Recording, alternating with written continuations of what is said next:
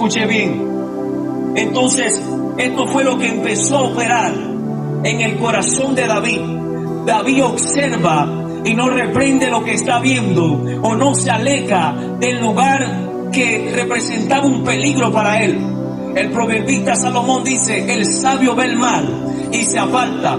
David no se apartó del mal, David caminó hacia el mal. David caminó al camino de la destrucción. David caminó al camino de muerte.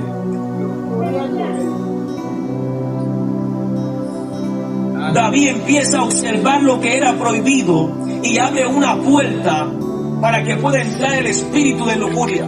El espíritu de lujuria nunca había entrado en David, sino hasta el día que él decide abrir su corazón para codiciar a una mujer que estaba casada, para codiciar a una mujer que pertenecía a su prójimo, a uno de los hombres de confianza a quien el Señor había puesto a su lado para que guardara de la vida de David. Y David observa inmediatamente, sus ojos empiezan a apagarse la luz del Señor y empiezan a estar en un momento de oscuridad. Fíjese usted que ahí no aparece Satanás como todos lo describen, con cachos o con tenedores. Aparece solamente una ofrenda del enemigo para ver quién lograba llegar y tomar esa ofrenda, tomar eso que estaba ofreciendo el enemigo para que cayera alguna persona en pecado. Satanás siempre va a presentar tentaciones al hombre y a la mujer de Dios, pero está en la mujer y en el hombre de Dios si decide abrazarse con esa tentación, abrazarse con el pecado. Fíjese usted que a Cristo se le presentó en el desierto. Dice que Cristo fue llevado por el Espíritu para ser tentado por Satanás en el desierto. Dice que ahí estuvo 40 días, 40 noches ayunando hasta que llegó el momento donde tuvo hambre. Pero en esos 40 días, esas 40 noches dice que Satanás se le presentó para tentarlo. Quiere decir que en la vida de todo creyente siempre va a presentarse una tentación del enemigo para ver si el creyente cede a esa tentación y Satanás culmina el objetivo con el cual se acercó a la vida del creyente. Y dice que en ese momento David mandó a buscar a aquella mujer. El espíritu de la lujuria, el espíritu de la lujuria opera en tu vida para robar el temor de Dios. Y de esta manera tú empiezas a vivir como vivió David.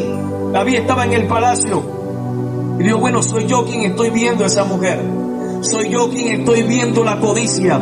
Soy yo quien estoy viendo la lujuria. Soy yo quien está viendo desde lejos el placer. Y nadie me está viendo. Mire cómo llegó a operar tan fuerte el espíritu de lujuria en la vida de David, que ya David se le había olvidado que los ojos de Jehová están donde quiera. Ya David se había olvidado que el que lo había puesto en el palacio lo estaba observando. Lo que él estaba haciendo en el palacio, estaba observando lo que David estaba observando y lo que había en el corazón de David.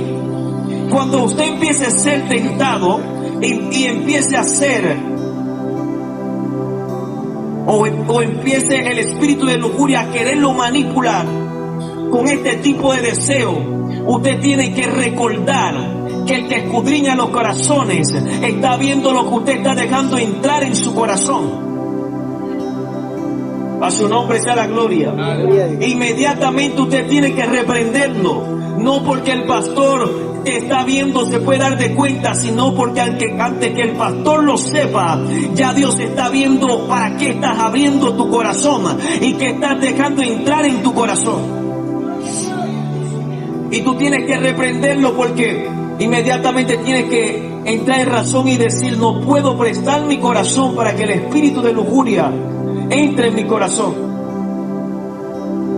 Mire, es fuerte cuando el espíritu de lujuria entra, porque el espíritu de lujuria no solamente te puede llevar a codiciar, sino que el espíritu de lujuria te puede llevar a un punto donde te puede llevar hasta un punto de llegar a violar a una persona.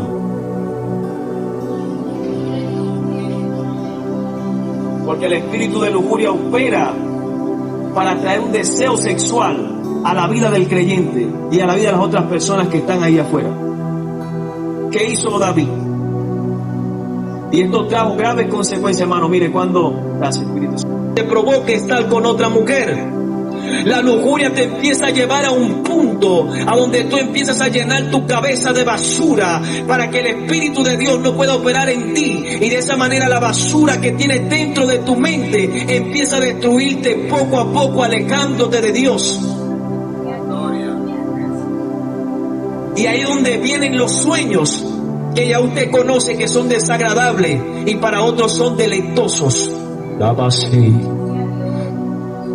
Porque empiezan a operar espíritu de sucubo y incubo en la vida del creyente y en los que no son creyentes, porque empiezan a consumir basura, y lo que tú consumes, con eso es que vas a experimentar, mientras que cuando tu cuerpo se desconecte y tu espíritu esté despierto.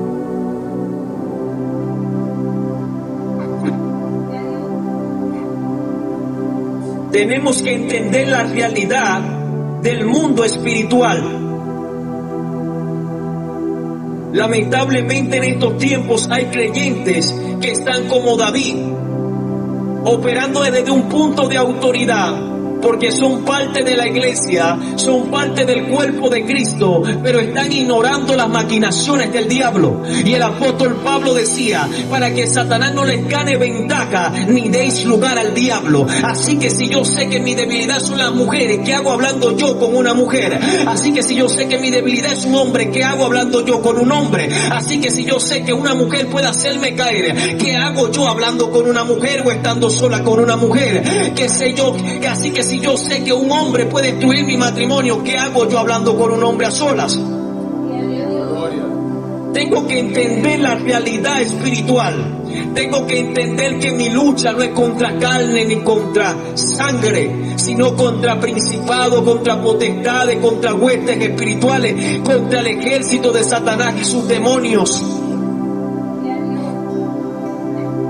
Por eso que en Génesis ilustran a Satanás como una serpiente.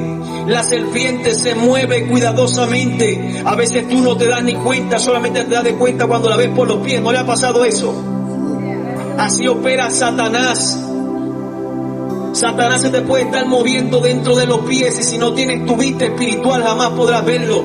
Satanás puede estar comiéndose una comida contigo, y si no tienes vista espiritual jamás podrás verlo, hasta el día que te pique y entrarás a la razón. El pastor tenía razón el día que predicó.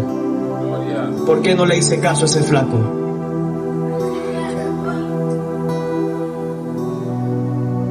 Tenemos que entender la realidad del mundo espiritual.